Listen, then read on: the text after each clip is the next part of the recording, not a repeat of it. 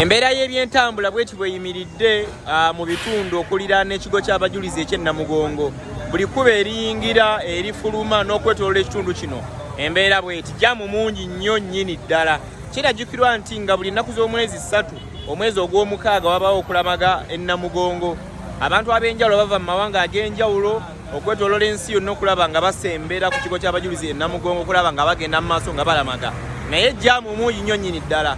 Poliisi y'oku nguudo giyite traffic police naye ebeerawo okulaba nti erungamya embeera yonna.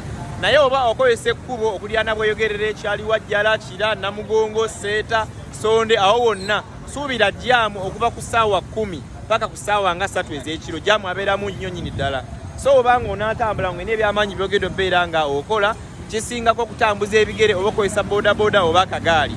Naye bw'otaakole bw'oti embeera gy'olaba mu background yange gy'ogenda okubeera nga osanga emmotoka zitaamu katini ne ziddamu ne zikwata, zitaamu katini ne ziddamu ne zikwata. So jaamu ye mungi nnyo nnyini ddala.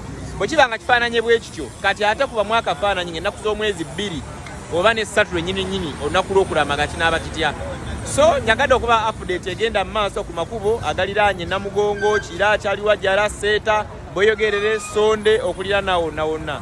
Kale nze Sonko Muhammad muno wa boda boda okuba update ezigenda mu maaso wano ku kkubo.